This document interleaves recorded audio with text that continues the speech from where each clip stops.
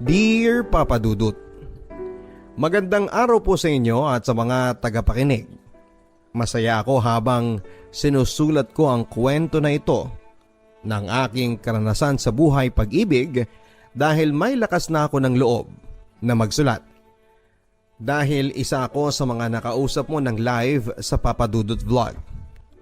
At doon ay sobrang saya ko dahil nakausap kita at isa ka sa mga idol ko simula pa lang noong elementarya ako. Mahilig na kasi ako makinig ng kwento nyo. Dahil marami akong natututunan sa mga payo mo sa mga sender. At hanggang ngayon ay hindi pa rin ako makapaniwala na nakausap kita at sobrang overwhelmed ako. Papa Dudut, madami akong tinatago sa buhay ko. Yun ay para maproteksyonan ang mga tao na kasama ko sa kwento ng buhay ko. Iniba ko ang kanilang mga pangalan. Ako nga pala si 22 years old. 5'7" ang height, maputi, makinis, at singkit. Na madalas ay napagkakamalan akong Koreano. Isa rin po akong bisexual. Naramdaman ko ito nung high school pa lamang ako dahil attracted ako sa kapwa ko lalaki, Papa Dudut. Lumaki ako sa masayang pamilya, buo at may mapagmahal na mga magulang. Lumaki ako ng may disiplina at may takot sa Diyos. Tubong aklan ako, Papa Dudut, at pagkatapos kong mag-aral ng high school ay lumuwas na ako ng Maynila para mag-aral ng kolehiyo. Hindi ko natapos ang kurso ko bilang HRM, kaya kumuha na lang ulit ako ng Food and Beverage Service, bali 6 months lang po yon. Pagkatapos ay nag-OJT ako sa Bellevue Manila Hotel ng 3 buwan. Maganda yon dahil 5-star hotel. Noong natapos ang training ko, Papa Dudut, ay agad ako nag-apply sa isang sikat na resort and casino dito sa Manila. Natanggap naman ako pero ang tagal kong mag-start sa work. Kaya naman napagpasyahan ko na mag-apply muli at swerte kong natanggap ako sa isang magandang kumpanya dahil direct ako doon bilang sales clerk. Magandang benefits, bali 6 months contract lang sana ako. Pero pagdating ng endo ko ay na-promote ako bilang regular employee. At lumaki pa ang sahod ko. Nagkaroon din ako ng 16 vacation leave at 16 sick leave. Kaya nakakapagbakasyon na ako sa probinsya at may 2 day off pa sa isang linggo. Papa Dudut, habang tumatagal ako sa work ay nagiging kilala na ako sa department dahil na rin sa palakaibigan ako. At nakikisama talaga ako at karamihan sa mga kasama ko ay magaganda at gwapo. Siguro isa na ako doon dahil yun naman talaga ang unang qualification bilang sales clerk. Pag lunch break ko, may mga kasabay akong kumakain at minsan ay mag-isa lang ako. Isang beses kumain ako ng maaga dahil hindi rin ako nakapag-almusal pag alis ng bahay. Pagpasok ko ng locker para kunin ang wallet ko ay may nakita akong bagong bisor ng ibang department. Magkasing tangkad lang kami, Papa Dudut. Maputi lang ako sa kanya ng konti, pero ang ganda ng mukha niya. Baby face at parabang inosente kung makatingin. Pati ang labi nito ay mapula. Namangha ako sa kanya lalo na at napakatahimik niya. At madalas siyang mag-isa kapag oras ng break. Kaya mas naging interesado pa ako sa kanya at gusto ko siyang makilala. Kaya pasimple akong lumapit sa kanya para tumabi at tingnan ang pangalan sa ID niya. At agad ko naman yung na-search, Papa Dudut, sa Facebook. Jarvie ang pangalan niya. Pagdating ko ng bahay ay inad ko siya. At kinabukasan ay na-accept niya ako at nagpakilala naman ako sa kanya. Agad naman siyang nag-reply ng kilala ba kita. Ako nga pala si taga MS Department. At doon nagsimula ang conversation namin. Napagpasyahan namin na kumain sabay ng lunch break at doon nga ay mas lalo pa akong nagkagusto sa kanya, Papa Dudut. Unang-una dahil magkasing edad lang kami at magka-birthday pa. Jarvie, sabay pala tayong pinanganak. Baka tayo ang meant to be. Ang biro ko pa nga sa kanya. Tumawa naman siya at sabay sabing, "Baka nga," natatawang sabi nito sa akin. Lahat ay ginawa ko sa kanya, Papa Dudut. Dumating pa sa point na nilulutuan ko siya lagi ng paborito niyang ulam. At nilalagay ko yon sa locker niya dahil binigyan niya din ako ng susi sa locker niya. Kaya nakikita ko yung laman ng bag niya. At minsan ay palihim na tinitignan yung sipi niya, kung sino ang mga kateks niya, at wala nga akong nakikitang kateks niyang babae. Ang sabi niya sa akin ay wala siyang GF, kaya wala siyang ibang katekst. At totoo naman pala. Palagi na kaming nagsasabay kumain, Papa Dudut, at naghihintayan na kami para sumabay umuwi. Napansin niyo ng mga kawork ko, kaya naman madalas na tinutokso nila ako. Nawala na raw akong time sa kanila. Minsan nga ay sinundo ako ni Jarvis sa area ko para kumain. Ang sabi ng mga kasama ko ay kumain na raw ako at pabalik na raw. Pero ang totoo niyan ay nasa loob lang ako ng stock room para kumuha ng order. Kaya naman hindi kami nagkasabay kumain. Kaya ang siste, nagtampo ako sa kasama ko. At sinabihan sila pero hindi ko alam kung nagsiselos ba sila. Hindi na kasi ako nakakasabay sa kanila, maging sa pagkain at paglabas para magbanding, at habang tumatagal nga, Papa Dudut, ay lalo akong nade-develop kay Jarvie. Sa kanya na umikot ang buhay ko. Masaya ako kapag nakikita ko siya. Marami na kaming bonding tulad ng panonood ng sine, panonood ng paglubog ng araw sa seaside sa MOA habang nagkwekwentuhan, at hindi ko rin makalimutan na nag-inom kami. Nalasing ako ng sobra at nagsuka. Pero siya ay parang wala lang. Hindi yata tinamaan ng alak. Sa bar kami noon at nakatitig ako sa kanya. Ang sabi ko sa kanya, "Jarvie, alam mo naman di ba na sobrang mahal kita? Nagmumukha na nga akong tanga eh. Nag-iwan ako ng letter sa locker mo. Pero hindi mo naman pinapansin yun. At pati sa mga kaibigan ko, nawala na yung atensyon ko sa kanila. Lumayo na sila sa akin dahil puro na lang daw ikaw ang iniisip ko." Habang nagsasalita ako ay tumutulo ang luha sa aking mga mata, Papa Dudut. Well, sa ngayon hindi ko pa alam. Naguguluhan din ako at natatakot na makipagrelasyon sa ganito. Bakit ka natatakot, Jarvie? Dahil ba sa ayaw mong mahusgahan dahil ayaw mong aminin na nahuhulog na ang loob mo sa akin? Tanggap ko naman Kung gusto mo, isekreto na lang natin ang relasyon natin. Pero imbis na sagutin, Papa Dudut, ay sinabi na lang niya sa akin na mag-usap na lamang daw kami pag hindi na kami nakakainom. Kinabukasan, Papa Dudut, ay nahiya na akong humarap sa kanya. Siguro mga 3 araw na hindi kami magkasabay kumain at umuwi hanggang sa nakatanggap ako ng message galing sa kanya. Ang sabi niya ay sabay kaming umuwi at hinintay nga niya ako. Sa daan, Papa Dudut, ay marami kaming pinag-usapan tungkol sa birthday namin na sabay kaming magse-celebrate sa 21st birthday namin at debut namin yon. Sa araw ng birthday namin ay nag-leave ako at siya naman ay nag-half day sa work. Habang hinihintay ko ang kanyang paglabas, ay bumili muna ako ng cake. Bumili rin ako ng kwinta sa silverwork para ipanregalo sa kanya. At yun nga ang nangyari, Papa Dudut. Kinausap ko din ang bar na lagi naming pinupuntahan, na bago mag-alas 12 ay ilalabas nila ang cake na binili ko at magpapatugtog ng happy birthday. Mabuti naman at pumayag sila. Pero si Jarvie ay sobrang gulat sa mga nangyari at medyo nahiya siya kasi pinagtitinginan kami at humihiyaw ang mga tao sa bar. At yung iba ay kumakanta pa ng happy birthday.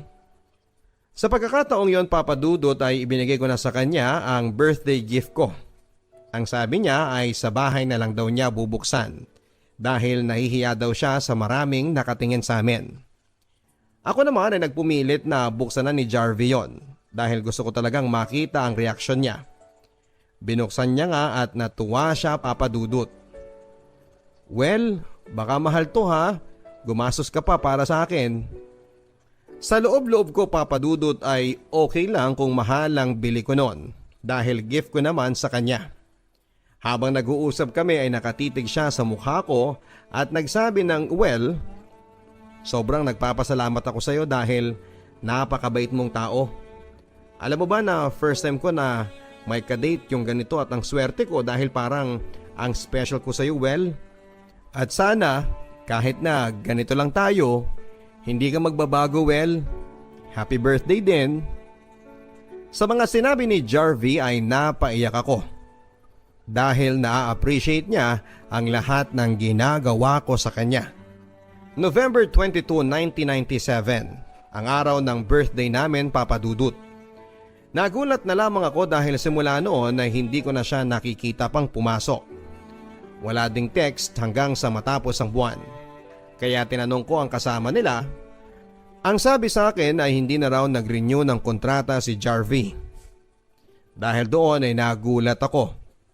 Agad ko siyang tinawagan. "Hello Jarvie, hindi ka na pala napasok eh. Bakit hindi mo man lang sinabi sa akin?" Umiiyak ako habang nauutal na magsalita. "Well, pasensya ka na ha. Alam kong ayaw mo namang malayo sa akin eh. At alam kong masasaktan ka kaya hinayaan ko na lang na hindi magpaalam sa'yo. At mamayang hapon pala, uuwi na ako ng Tarlac, Well." Mas lalo akong napaiyak sa mga sinabi niya, Papa Dudut. Ang sabi ko sa kanya, hintayin niya ako bago umuwi at mag-uusap muna kami. Doon ko nalaman, Papa Dudut, ang katotohanan na may GF na siya sa probinsya. Kaya naman gusto na niyang umuwi doon. "Well, sana hindi magbago ang tingin mo sa akin." Hinawakan ko lang siya sa balikat at sabay sabi na huwag kang mag-alala, Jarvie.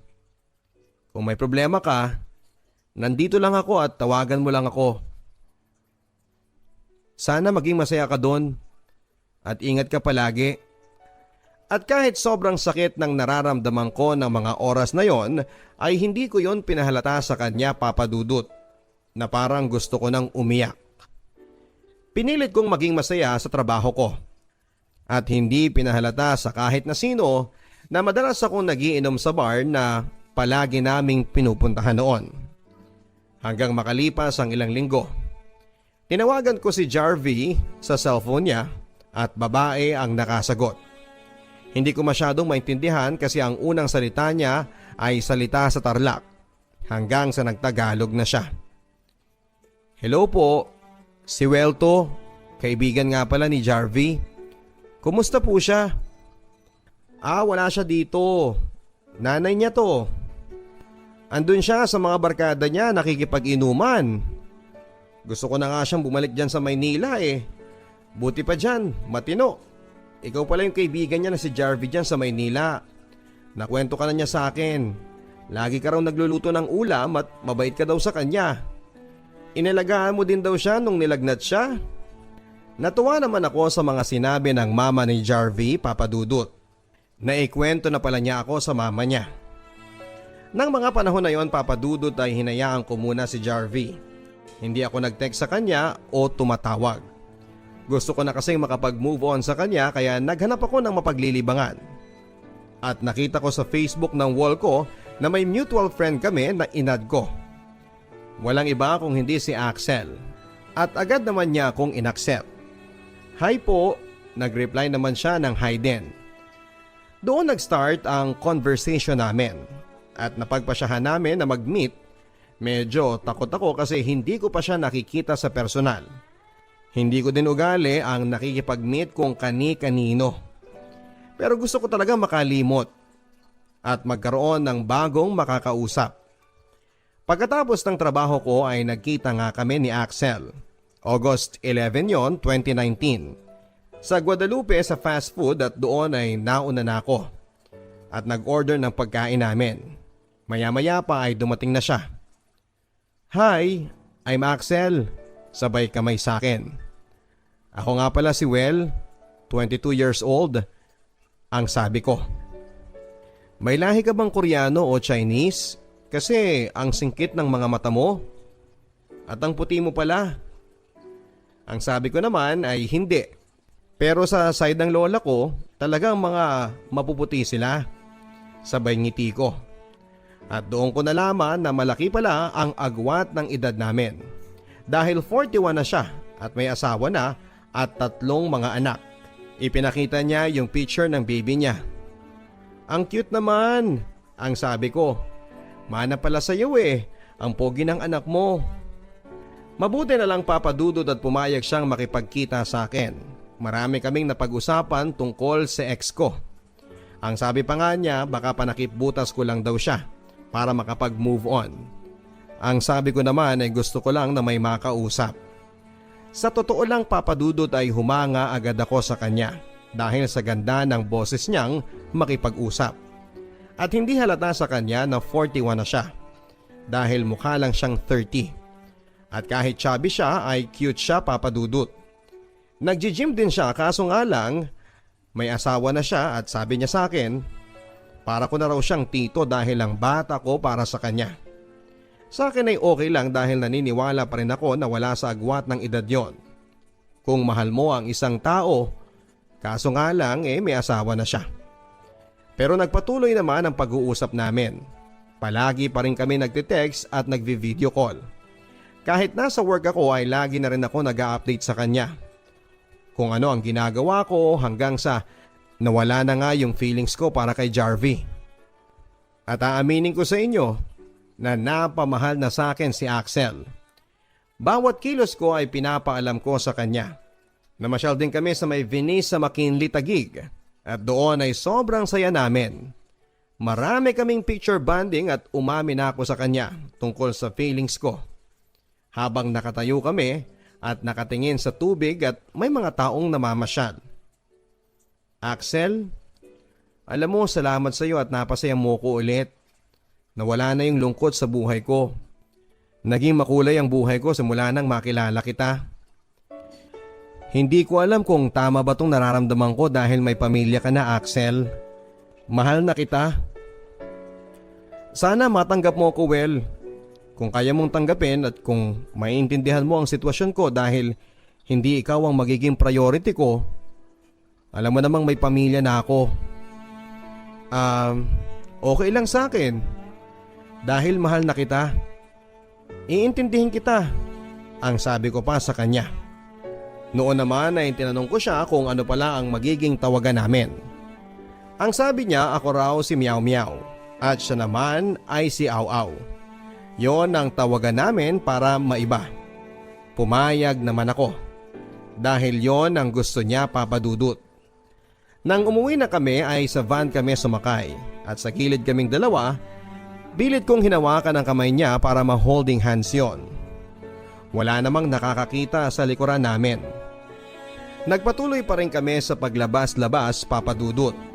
Pero hindi pa kami opisyal na magjowa dahil takot pa ako at nakokonsensya lalo na sa asawa niya. Sinamahan ko siyang mag-asikaso ng BIR niya para sa requirements sa work niya bilang call center. At nagulat pa kami dahil nandun yung nanay-nanayan ko sa work, nagkasabay kami. Kaya naman nagulat ito kung hindi ba raw ako pumasok. Ang sabi ko naman ay sinamahan ko ang pinsan ko mag-asikaso sa work niya. Hindi ko muna sinabi ang tungkol sa amin ni Axel na hindi talaga kami magpinsan. Dahil para na rin sa kagustuhan niya maging private yon. At yun na nga, maghapon kami sa BIR dahil sa haba ng pila. At nang matapos yon ay kumain kami sa isang fast food. Ang sabi ko sa kanya, magkamay kami, total ay only naman ang kinakain namin.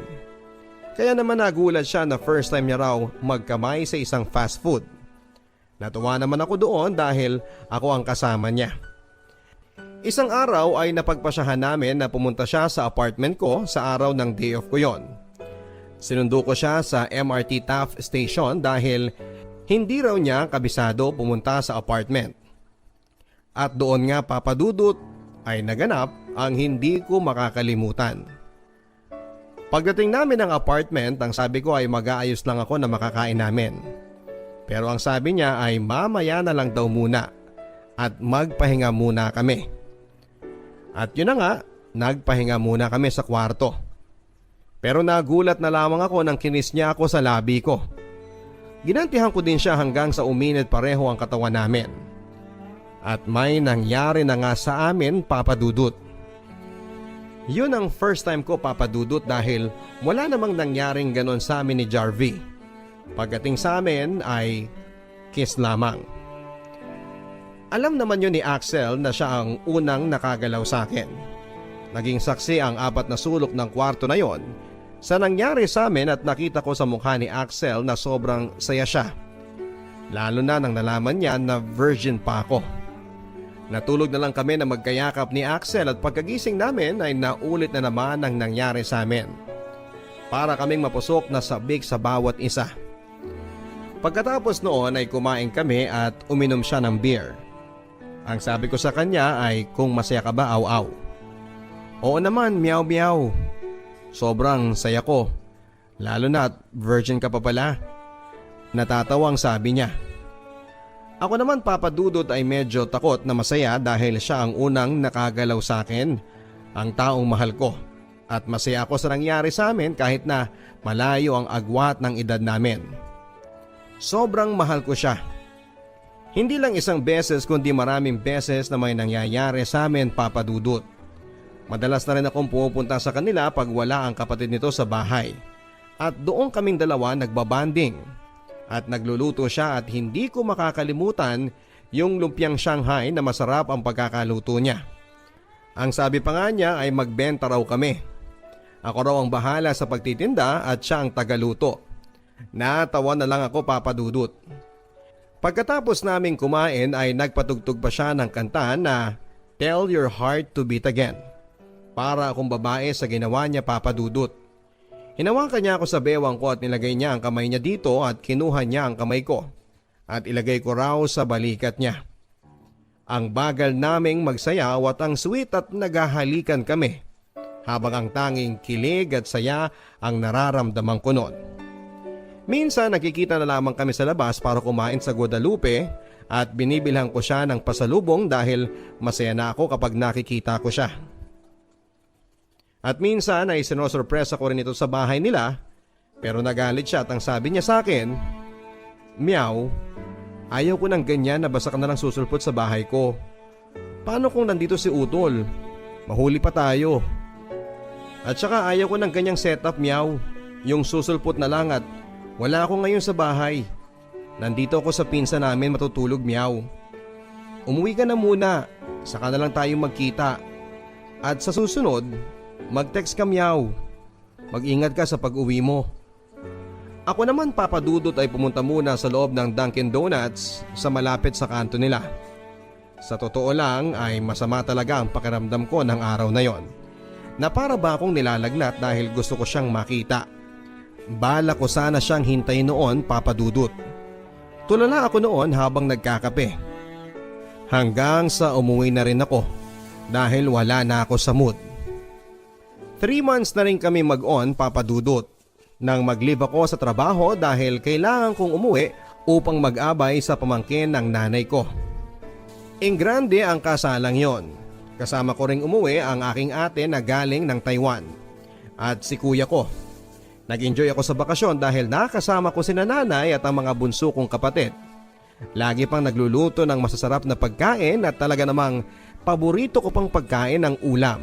Pero kahit nasa province kami, ay patuloy pa rin kaming nagte-text at nagtatawagan ni Aw-Aw pag oras ng break time niya sa kanyang trabaho. At madalas din ako mag-update sa kanya ng kung ano-ano ang mga ginagawa ko. November 9 ay biyahe na kami ni ate pabalik ng Maynila, Papa Dudut. Ang dami naming dala pabalik kaya nagbarko na lamang kami. At kinabukasan na ang dating namin ng Maynila, November 10. Eksaktong birthday ni Aw-Aw. Hindi niya alam ang pagbalik ko at gusto ko talaga siyang sorpresahin at wala siyang kamalay-malay na habang ka-text niya ako ng gabing yon. At bago magpatakang alas 12 ay nagpadala na ako ng video. At doon ay may mensahe na binabati ko siya ng happy birthday. Ginawa ko ang video sa bahay pa lang, Papa Dudut. Sa room ko at ayaw ko naman siyang tawagan baka malaman niya na pabalik na pala ako. Sakto naman ang dating namin ng Maynila alas 6 ng umaga. Kaya nakapagpahinga pa ako at nakatulog ng 3 hours bago ako mag-ayos at pumunta kay Aw-Aw. Dala ko ang mga pasalubong ko sa kanya. Mas dumami yon dahil nadagdagan ng mga tsokolate galing Taiwan at may mga pagkain na ipinagmamalaki sa aming probinsya. Bumili din ako ng cake at nakasakay na nga ako sa van at noong malapit na ako sa kanila ay tumawag ako sa kanya. Hello, Aw. Good morning. Happy birthday, mahal ko. Kagigising mo lang ba? Hello, Meow. Salamat, oo, kakagising ko lang. Hindi pa ako nakakapagkape. Aw, may surprise ako. Pupunta ako dyan sa inyo. Madami akong dala kaya salubungin mo na ako, ha? Hindi ba, Aw, nasa province ka? Niloloko mo yata ako eh. Papadudot na gulat nga siya at ang sabi niya ay bakit pa raw ako nag-abala. At marami siyang tanong. Bumili kami ng lechong manok sa labas at marami pa sana akong bibilhing pagkain. Pero pinigilan naman ako nito na huwag na raw dahil kami lang namang dalawa. Naawa ako sa kanya noon, buti na nga lang at humabol ako sa birthday niya dahil wala talaga siyang kasama. Yung kapatid niya ay nasa trabaho naman. Pagkatapos ko siyang kantahan ng happy birthday song ay kumain kami at sumayaw kaming dalawa ng sweet song. Ang saya-saya naming pareho. Panay akong yakap at halik sa kanya at ganon din siya sa akin. Meow. Salamat at napasaya mo ko ngayong araw. Salamat at nandiyan ka. Maunawin ka at sobrang napakamalalahanin mo, Meow. Sana hindi ka magbago. Aw, sobrang mahal kita. Kahit na sobrang komplikado. At sana hindi mo ko iwan. Mahal na mahal kita. Pagkatapos ay may nangyari sa amin noon. Natulog na ako dahil pagod ako at siya naman ay nagsimba muna. At sa totoo lang, papadudot, ay sobrang mahal na mahal ko na siya. November 22, 2019 ay nagdiwang din ako ng birthday ko. 22 years old na ako at nagsimba kami ni Aw sa Quiapo.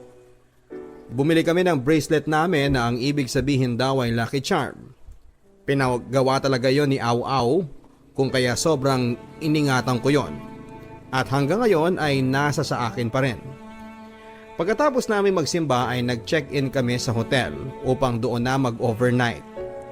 Maraming nangyari sa gabi na yon, papadudot. Uminom kaming pareho. Lasing at kinantahan niya ako at nag-video pa siya ng pagbati sa aking kaarawan. First week ng December, papadudot, ay dumating ang kinakatakutan ko. Ang pag-uwi niya ng probinsya kung saan ay andon ang asawa at anak niya. Sinabi niya yun sa akin at wala naman akong magawa dahil mahal ko siya. Lahat ng gusto niyang gawin ay sinusuportahan ko. At nabanggit niya rin sa akin na baka sa Iligan na siya mag-work sa construction firm. Papadudot, bago siya umuwi ay niyaya ko muna siya na mamasyal sa MOA. At para na rin mabilhan ng pasalubong ang anak niya ng damit, sapatos, laruan at pinabalot namin yon sa gift wrapping section. At noong matapos na kaming kumain sa restaurant ay nag-check-in muli kami sa isang hotel. Doon ay sobrang memorable sa akin. Pagkatapos noon ay nagpahinga at natulog na si Aw habang yakap-yakap niya ako. Ako naman ay gising noon. Iniisip ko ang aming sitwasyon.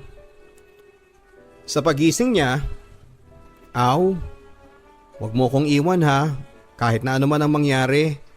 Mahal na mahal kita. Pagkatapos noon ay may kinuha siyang supot. Naglalaman yun ng stuffed toy na binili namin sa SM. Sobrang cute noon at aso yung stuffed toy. Ang sabi niya ay i-video mo ko, Meow. At sabi niya sa video, Aw, please take care of my Meow. Sabay halik dito at ibinigay sa akin. Kapag na-miss mo ko Meow, yakapin mo lang yan. At itabi mo sa pagtulog mo. Parang nasa tabi mo na rin ako niyan. Salamat Meow ha. Andiyan ka lagi para sa akin. Sabay yakap niya sa akin. Noong nasa province na si Aw ay nag-text siya sa akin na natapilok siya sa barko at namamaga pa raw ng sobra ang kanyang paa. Nag-worry ako, papadudot, dahil nang sumunod na araw ay kamay naman niya ang naaksidente sa motorsiklo. Kaya ang ginawa ko ay mas napadalas ang pagtitext ko sa kanya. At minsan pag andun siya sa bahay ng nanay niya ay tumatawag din ako sa kanya. Hanggang sa pag first monthsary namin ay nag-celebrate ako noon. At kahit nasa probinsya ay sinosurpresa ko pa rin si Au. Bumili ako ng regalo sa kanya sa SM, bali branded na perfume yung Polo. Medyo may kamahalan yon pero okay lang dahil sigurado ako na magugustuhan niya yon. Bumili din ako ng character shoes na nakita namin dati na alam kong gusto niya. Pagka uwi ko ay nagpaprint pa ako ng mga pictures namin at bumili ako ng mga balloons at kung ano-ano pa at nag-set up din ako sa room. Natuwa naman ako sa resulta. Au, happy monthsary! Mahal na mahal kita. Nagustuhan mo ba ang surprise ko sa'yo? Eto nga pala mga gift ko. Pagbalik mo na lang buksan ha. O meow, nakakagulat naman yan. Ang daming pictures. At saka ang mahal niyan. Nag-abala ka pa. Ang sweet mo talaga. Thank you for the love ha. Sinabi din sa akin ni Au Au na pabibinyagan niya ang bunso niya. At kukunin akong ninong ng anak niya. Kaya natawa ako. Ang sabi ko ay magiging mabuti akong ninong hanggang sa paglaki ng inaanak ko. Lumipas ang ilang buwan at araw. Hanggang sa dumalang na siyang mag-text sa akin at ang sabi niya ay andyan daw ang misis niya at baka mahuli kami. Kaya naman na-stress ako ng sobra at dahil na rin sa pagkamiss ko kay Au Au ay madalas akong nasa loob ng kasino. Noon ay naging addict ako sa paglalaro. Nawiwili ako at nalulustay ko ang pera ko at minsan sa bar ay mag-isang nagiinom at parang baliw na rin. Na tumutulo na lamang ang luha ko ng mag-isa. Napapaiyak ako dahil sa sobrang pagkamis ko kay Au Au. At ayaw ko siyang mawala kahit na may asawa na siya ay tanggap ko yon. Kahit na magmukha akong tanga ay wala na akong pakialam. Hanggang sa tumawag siya sa akin. Ang sabi niya ay huwag ko munang ipadala sa package ang mga nabili ko dahil luluwas na siya ng Maynila at magkita na lamang kami. Kaya naman na-excite ako doon. Ang dami kong text sa kanya. Gusto ko pa nga siyang sunduin sa terminal. Gusto ko siyang yakapin ng mahigpit. Au Au, sabik na akong makita ka. Pero sa dami ng text ko ay hindi naman niya nire-replyan yon. Maging ang mga tawag ko ay pinapatay din niya. Lalo tuloy ako na stress. Nag-isip ako ng sobra kung bakit ganon ang nangyayari. Okay lang kaya si Au ngayon? Nagdasal pa ako na sana kung ano man ang ginagawa ngayon ni Au Au ay wag sana siyang pabayaan. Baka may problema siya at sana ay makayanan niya papadudot. Sobrang miss ko na si Au Au. Sana'y magparamdam na po siya kahit sa text man lang. Hanggang sa may nakita ko sa Facebook na iba na ang pangalan pero mukha niya ang profile. Tinignan ko yon at hindi ako nagkakamali. Para akong detective kung mag-imbestiga papadudot. Nandito na si Au Au sa Maynila at nakapagpasyal na kung saan. At may kasama siyang lalaki. Alam ko na gay yun dahil halata naman magkasama pa sila sa bahay. Sobrang iyak ko ng oras na yon. Maging pagkain ay hindi ko na rin magawa pa. Minabuti ko na magpunta ako sa Bulacan dahil awang-awa na ako sa sarili ko. Doon ay hindi ko ipinakita na sobrang bigat ng problema ko. Nagchat ako sa asawa ni Au at nagpakilala na kaibigan ako ni Au. At kuya pa nga ang banggit ko kapag sinasabi ko ang pangalan ni Au. Hi po, ninong po pala ako ng bunso nyo ate at kaibigan ko ang asawa mo. Magpapadala ako bukas ng pera, pambili at pandagdag ng grocery para sa inaanak ko. Ah, okay well. Akala ko scam. Well, yung inaanak mo malaki na at mabait. Malapit na mag-1 taon. Sa totoo lang papadudot ay napakabait pala ng misis ni Au at maalaga sa pamilya. Kaya naman nakonsensya ako sa mga nagawa ko. Naging madalas na rin noon ang pag-uusap namin. At nagpapadala din ako ng bags doon na nagustuhan naman niya. Ang mga gamit ng inaanak ko at kung ano-ano pa ay pinapadala ko din. At gusto rin ng misis ni Au na magkita kami. Ang sabi pa niya ay pumasyal ako sa province nila para magkita din kami. At bala ko naman talaga yon hanggang ngayon. Ay palagi pa rin kami nag-uusap at hindi pa alam ng misis niya ang tungkol sa amin ni Aw. Sa loob-loob ko ay gusto kong humingi ng tawad sa kanya. Alam niya ni Lord at kung ano man ang kaya kong maitulong ay gagawin ko yon para din sa inaanak ko. Si Aw naman hanggang sa ngayon ay mahal ko pa rin. Pero hindi na katulad ng dati dahil ayaw kong agawan ng atensyon ng asawa at anak niya. Yung mga memories namin na masasaya ay nandito pa rin sa puso at isipan ko. Na habang buhay ko nang ititreasure at sana sa pagkikita namin ni Aw ay okay na ang lahat. Wala na sana ang tampuhan at yung mga gift ko dati sa kanya na hindi ko pa naipibigay ay nakatago lang naman yon. At sana ay mabigay ko sa pagdating ng tamang araw ng pagkikita namin. At hihintayin ko yon dahil sobrang miss ko na si Aw. At wala na akong tampo sa kanya. Lagi ko siyang pinagdarasal na sana ay okay lang ang kalagayan niya at masaya sana siya lagi. Aw, kung saan ka man naroon at kung may tampo ka sa akin ay sana ay mapatawad mo ko dahil hindi ko yon kakayanin. Okay naman papadudod sa ngayon dahil masaya naman ako at abala sa aking sarili sa trabaho at kahit single ako ay mas napagtutuunan ko ng pansin at malapit ko nang mapatayo ang sarili kong business. Simula nang magkahiwalay kami ni Aw hanggang sa ngayon ay wala na akong minahal pa.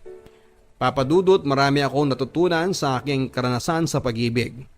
Dapat pala ipag-isipan ng mabuti kung ano man ang magiging desisyon. Kung tama ba ito o mali dahil napakasarap mabuhay na wala tayong naagrabyado at inaapakan na tao dahil love is forgiveness. At yan ang kwento ko. Maraming salamat po sa inyo, Papa Dudut. God bless and more power sa inyong programa. Sincerely yours, Well. Mga kaibigan, maraming salamat po sa inyong walang sawang suporta sa inyong papa. We started airing stories on radio year 2008 and prior to that, sumabak din po tayo sa mga pagbabasa ng mga love stories sa ibang naunang radio station na pinanggalingan ko. In Metro Manila, tayo po ang may longest running radio FM drama, mga kaibigan. Pero dahil na rin po sa makabagong technology tulad ng YouTube and Facebook, nagbukas po ito sa akin ang ideya na hindi lang sa radyo isulit ang pagbibigay ng inspirasyon at advice kundi maging sa social media. Dahil na rin yan sa inyong walang sawang pagpapadala ng mga private messages na humihiling sa akin ng mga extensions. Kaya naman starting today, mapapakinggan nyo na po weekly ang mga original and exclusive stories na babasahin po ng inyong papa. Inedit at pinili ko po mismo ang mga istoryang i-feature natin sa social media. At kung mabibigyan ng pagkakataon ay may i-upload din natin to sa ibang platform. Pero bago po tayo magsimula sa pagbabasa, gusto ko po kayong i-invite na manood ng aking mga personal video vlog sa channel na ito. Natutuwa po ako sa mga pagbabasa ng mga comments ninyo. Siguradong maa-amaze po at matatawa kayo sa mga travel and personal vlogs ko. Samantala, sa mga gustong magpadala ng kanilang stories for exclusive playing sa social media, ipadala po ito via email sa papadudodstories@gmail.com.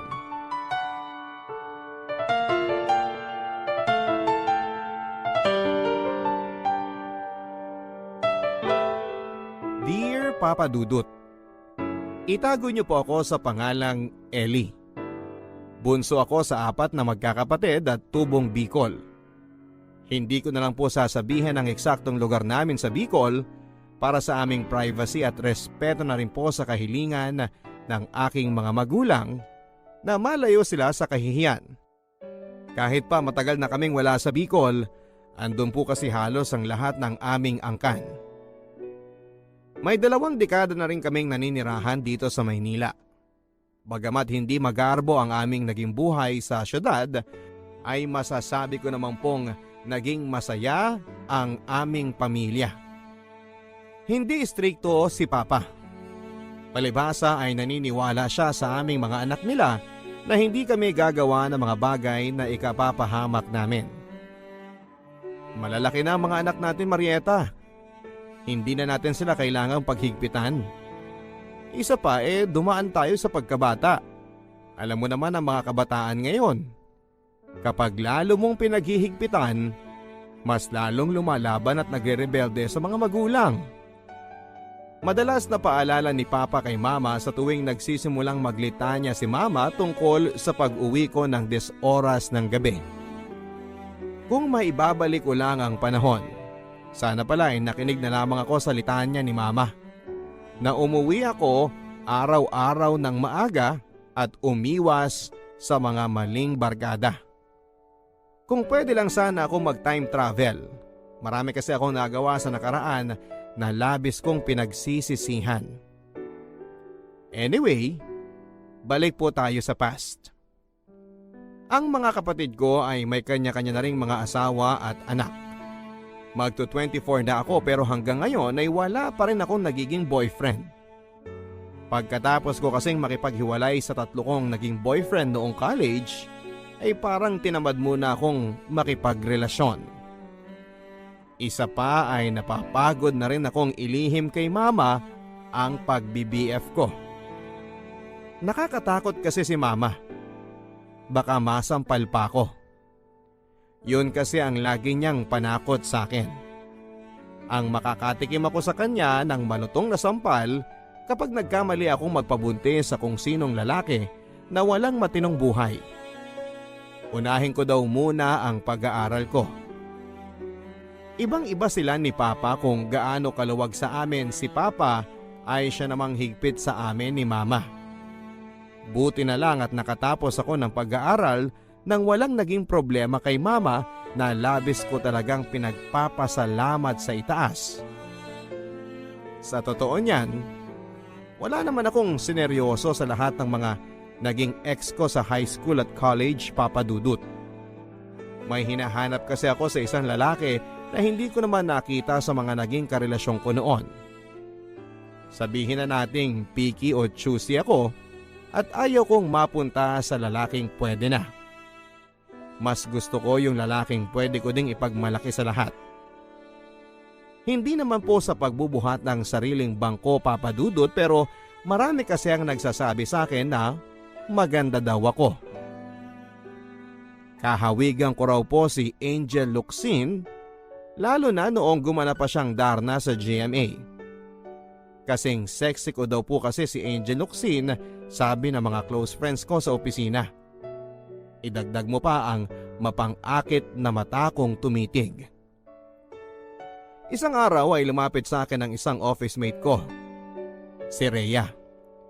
May ipapakilala daw siya sa akin mamayang uwian. Oh, game ka na mamaya ha? Mabait si Jude. Yun nga lang, mahiyain pagdating sa'yo. Nagtataka nga ako sa kanya kasi hindi naman yun mahiyain dati. Pero parang sa'yo lang umurong yung dila niya at nawala yung self-esteem niya. Sigurado ka bang mapagkakatiwalaan yung Jude na yan? Oo naman, bes. Pinsang ko yun malinis ang record noon. Pagbibida pa ni Rhea sa pinsan niya na matagal na raw akong gustong makilala. Matangkad, makisig at maalaanghel ang kanyang mukha, Papa Dudut. At aaminin ko sa inyo, malakas ang dating niya sa akin. Maala Ruru Madrid ang datingan niya. Parang man of my dream siya sa kagwapuhan niya. Manager pala siya ng isa sa mga suppliers ng materyales sa aming kumpanya. At dahil trabaho ko ang makipag-coordinate sa mga suppliers ng aming company, agad siyang nagkaroon ng dahilan para makuha ang CP number ko. Isang gabi ay nakatanggap ako ng text mula sa kanya. Hi, good evening Miss Ellie, ang sabi niya sa text. Agad ko naman itong nireplyan ng good evening din po, may I help you? With matching smiley pa para hindi naman awkward sa kanya. Pero laking gulat ko sa naging sagot niya sa akin. Tinatanong niya ako kung may boyfriend na raw ba ako. Siyempre dahil tipo ko siyang lalaki, ay wala na rin akong paligoy-ligoy sa pagsasabi na wala. Matagal na akong single. Pagkatapos ng pangyayaring yon, ay napadalas na ang pag-uusap namin ni Jude. Madalas na rin ang paglo-load ko ng Anli noon para lang makapag-reply sa mga text niya. Lumampas na rin ako sa budget load ko monthly. Dahil hindi na rin ako nakontento sa text, tumatawag na rin ako sa kanya. Napadalas na rin ang pagdalaw niya sa office namin. At palagi pa niya akong inaabangan sa uwian para ihatid lang sa tinutuluyan ko. Nagrent na rin kasi ako ng apartment malapit sa opisina at weekly na lamang akong umuwi sa bahay namin. Hindi nga nagkamali si Rhea sa pagbibida sa pinsan niyang si Jude. Gwapo, mabait, maginoo at maalalahanin siya, Papa Dudut. Dahilan para mabilis na mahulog ang loob ko sa kanya. Wala pang isang buwan nang naging kami na, Papa Dudut. Talaga? Sinasagot mo na ako? Nakangiting reply ni Jude sa akin. Oo naman. Bakit? Ayaw mo ba? Sige, wag na lang. Noon naman ay natatawang sabi ko sa kanya. Ikaw naman inaasar mo pa ako. Siyempre gusto ko maging tayo. Thank you Ellie ha. I love you. Mahal na mahal kita. Hindi ka magsisisi. Mas lalo ko sa iyong ipaparamdam na mahal kita. Excited at pasigaw na sabi ni Jude sa akin. Bakit ko nga ba patatagalin pa ang panliligaw niya sa akin, Papa Dudut? Kung sigurado naman ako sa nararamdaman ko para sa kanya. Ibang-iba siya sa mga dati kong naging jowa, Papa Dudut. Siya yung masasabi kong boyfriend material at maraming babae ang naiinggit sa akin sa tuwing nakalingkis ako kay Jude every time na namamasyal kami sa mall. Kitang-kita ko yon sa mga mata nila habang nakatitig sa aming dalawa ni Jude. Sorry na lang girls, taken na siya.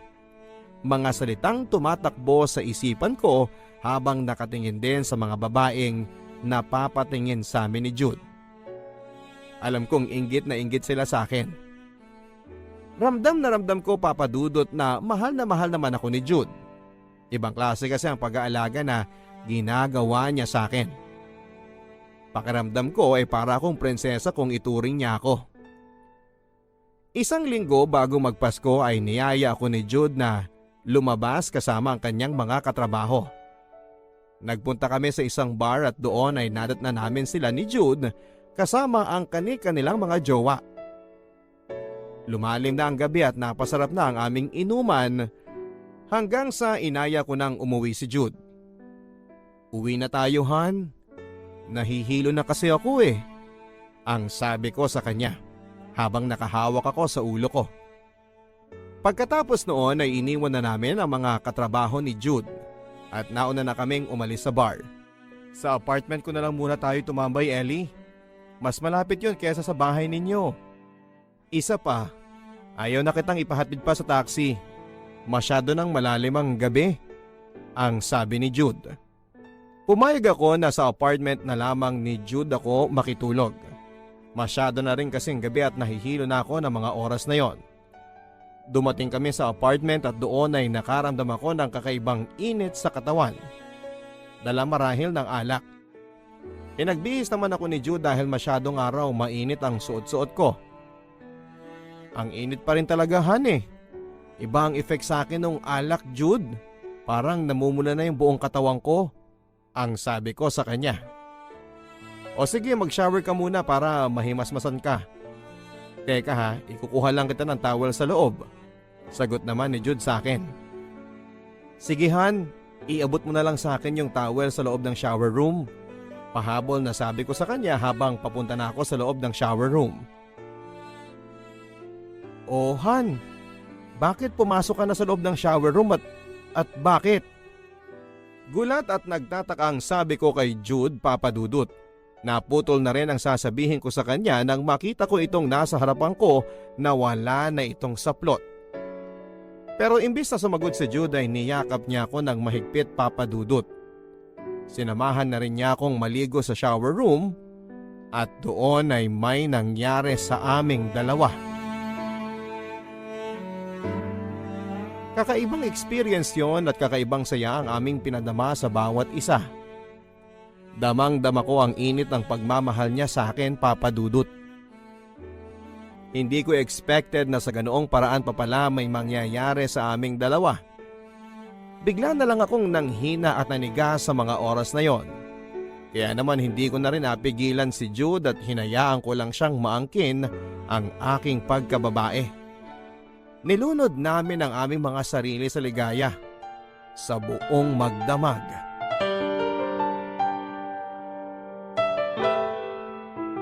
Kinabukasan ay para bang walang nangyari sa amin. Sa totoo niyan ay nahihiya akong pag-usapan kung paanong hinayaan ko na lamang siyang angkinin ang pagkababae ko ng gabing yon. Pagkatapos kong mag-almusal sa apartment niya ay hinatid na niya ako sa bahay namin.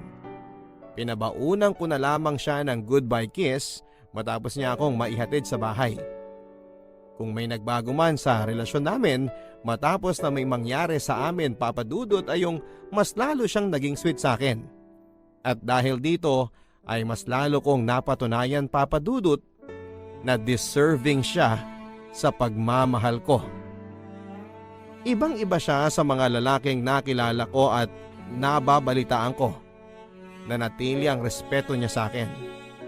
Kahit pa may nangyari sa aming dalawa, pakiramdam ko pa nga minsan mas lalo pa yatang naging caring si Jude sa akin at dahil nga dito ay mas lalo akong naniwala sa kanya na siya na nga ang lalaking pinagkaloob ni God sa akin. Hindi lang isa, Papa Dudut, kundi maraming beses na may nangyari sa aming dalawa. Madalas kapag walang tao sa bahay o sa apartment nila, namin ginagawa yon. Naglalaan din ng budget si Jude para makapasok kami sa iba't ibang hotel sa Manila. Hanggang sa isang araw, nangyari ang isang bagay na hindi pa ako handa at hindi ko inaasahan. 2 buwan ang nakakalipas pero hindi pa rin ako dinadatnan. Sinubukan ko muna ang pregnancy test at positive kaagad ang lumabas na resulta. Hindi ito maaari. Hindi pa ako handa. Ang sabi ko sa sarili ko. Hindi pwedeng magbuntis ako. Nanginginig na sabi ko sa sarili ko habang nakaharap pa ako sa salamin ng CR namin. Hindi ako maaaring magbuntis na si Jude ang ama, Papa Dudut, dahil pinagtapat na sa akin ang lahat ni Jude. May mas nauna raw siyang kinakasama at may anak na siya sa probinsya. Pero sa kabila ng lahat ng katotohanang bumulaga sa harapan ko ay pinili ko pa ring magbulag-bulagan, Papa Dudut. Hinayaan ko pa ring may mangyari sa amin ang paulit-ulit. Dahilan nga para mabuntis ako. Nag-iingat naman ako. Ang sabi ko pa sa sarili ko, umiinom kasi ako ng contraceptive. Ng mga panahon na naging active na ako sa kanya. Pero hindi pala sasapat yon, lalo na kung super active kami. Nagpa-check up ako sa doktor para makasigurado, Papa Dudut. At doon ko nga nakumpirma na buntis ako. Agad kong sinabi kay Jude ang balitang nagdadalang tao ako pero hindi ko inaasahan ang naging reaksyon niya, Papa Dudut. Tulad ng sinabi ko sa iyo noon, may kinakasama na ako sa probinsya, Ellie. Hindi ko pwedeng sabihin sa kanya na nakabuntis ako sa Manila dahil siguradong papatayin tayo ng mga kamag-anak ni Sheila. Gusto kong ipalaglag mo yung batang yan. Tutal, dugo pa lang naman yan. Pasinghal na sabi ni Jude sa akin.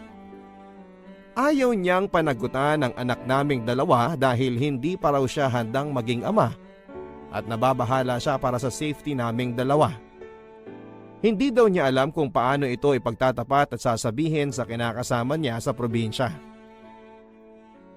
Para lang siyang timang, Papa Dudut, hindi ba? Hindi man lang niya kasi naisip lahat ng mga consequences na ito noong gumagawa pa lang kami ng bata. Isa pa, huli na niya bago ipinagtapat sa akin na may kinakasama na siyang iba. Kung kailan humaling na ako sa kanya. Mukhang planado talaga niya ang lahat ng ito. Nasabihin lang sa akin ang katotohanan kapag nabaliw na ako sa kanya. Wala na akong nagawa pa, Papa Dudut, kundi ang iyakan na lamang ang mapait na sinapit ng buhay ko sa piling ni Jude. Para akong binuhusan ng malamig na tubig noon, Papa Dudut. Ang inaakala kong tamang lalaki para sa akin ay siya palang sisira ng pangarap ko na magkaroon ng masayang pamilya. Sinubukan kong kausapin muli si Jude pero desidido na raw siyang hiwalayan ako. Susustentuhan na lamang daw niya ang bata sa kondisyon na mananahimik ako kung ayaw ko itong ipalaglag. Wala kang kwentang tao, Jude. Pinaasa mo lang ako na mahal mo ko. Galit na galit ako sa kanya, Papa Dudut, pero wala na akong ibang nagawa kundi ang iiyak na lamang ito at ipagtapat ko na lamang sa aking mga magulang.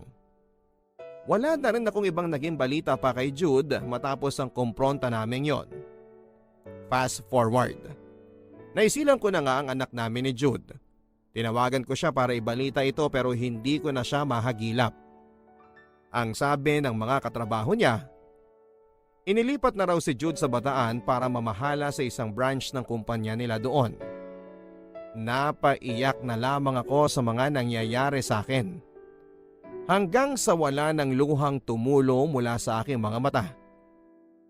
Inaalala ko na lamang na may pamilya pa ako na handang sumuporta sa akin. Lumipas ang 1 taon at nagpatuloy ako sa pagtatrabaho para sa anak ko. Habang sina mama at papa naman ay nag-aalaga kay Faith. Hindi naging madali noong una na ipagtapat ko sa kanila ang sinapit ko. Pero wala na rin silang nagawa kundi ang tanggapin ang katotohanan ito na eto nga ang sinapit ko ang maging isang disgrasyada. Tinutulungan din ako ng mga kapatid ko sa mga gastusin para sa anak ko. Hanggang isang araw ay nabalitaan ko na nandito na ulit si Jude sa Maynila.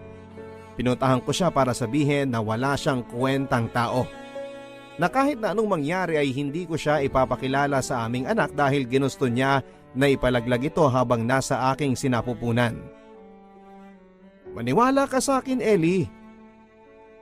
Nagbago na ako. Nagawa ko lang yun dati dahil natatakot ako sa mga sasabihin ng kamag-anak ng kinakasama ko. Dahil may anak na kami.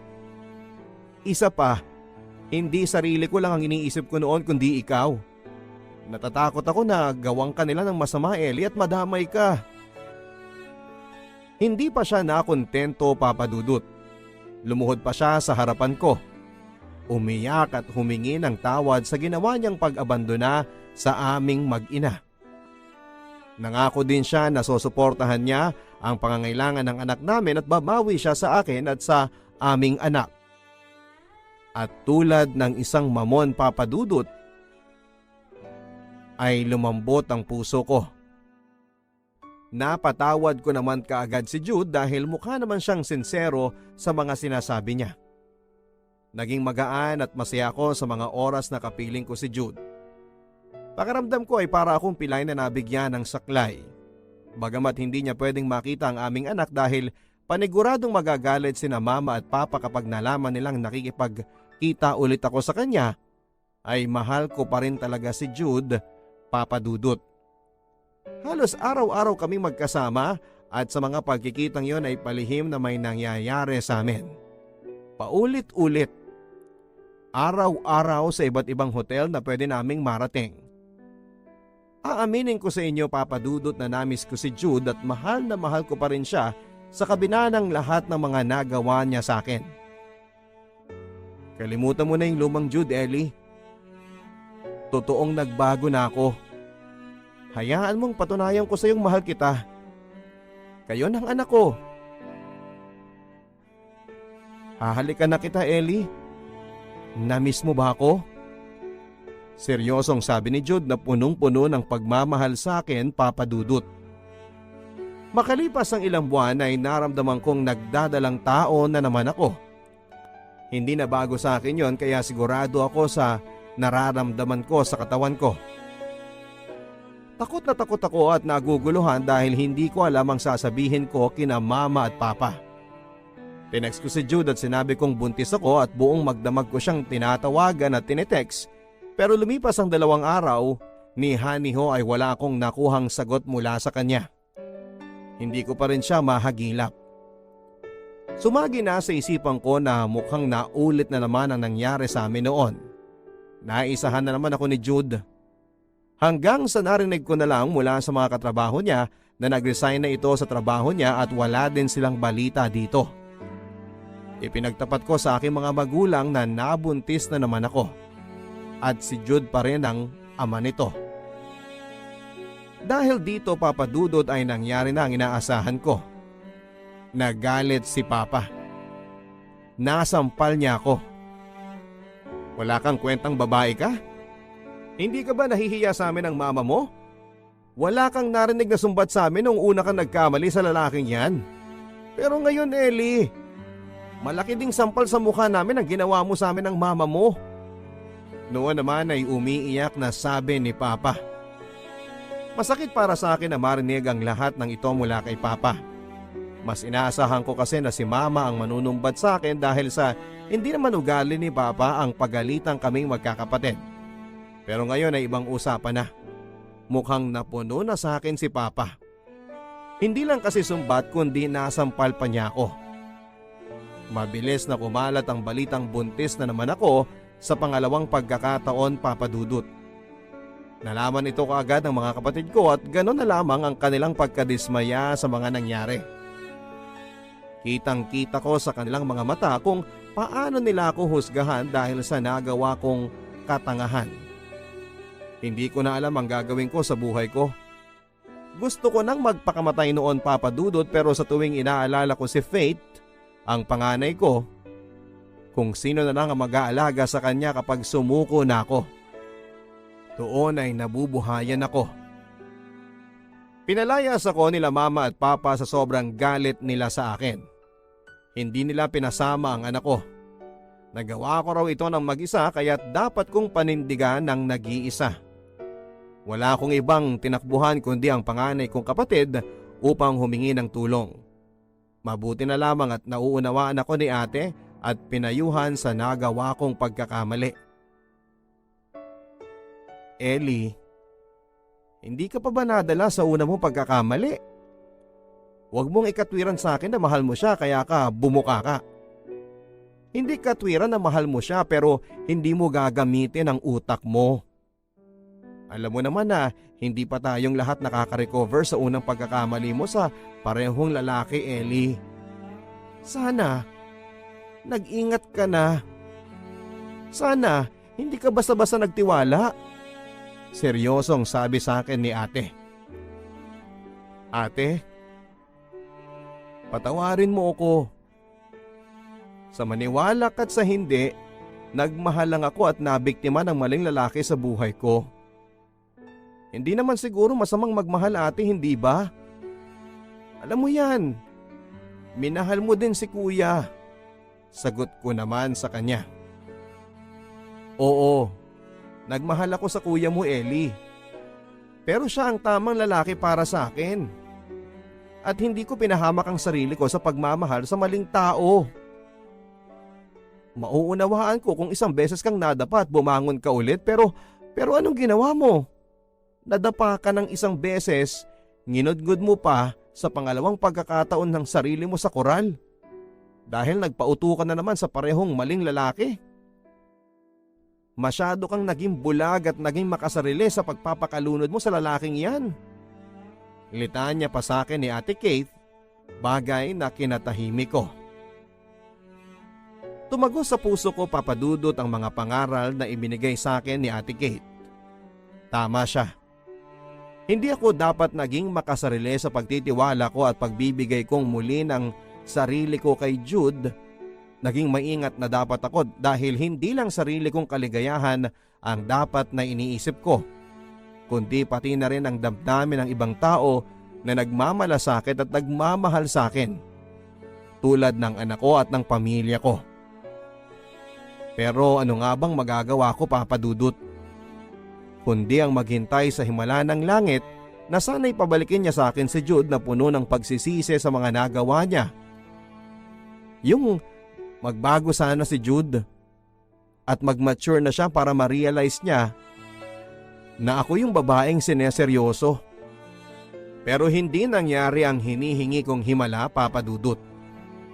Makalipas ang ilang buwan ay isinilang ko na naman ang bunso kong anak na lalaki. Aaminin ko, Papa Dudut, mas nahirapan ako sa pangalawang pagbubuntis ko.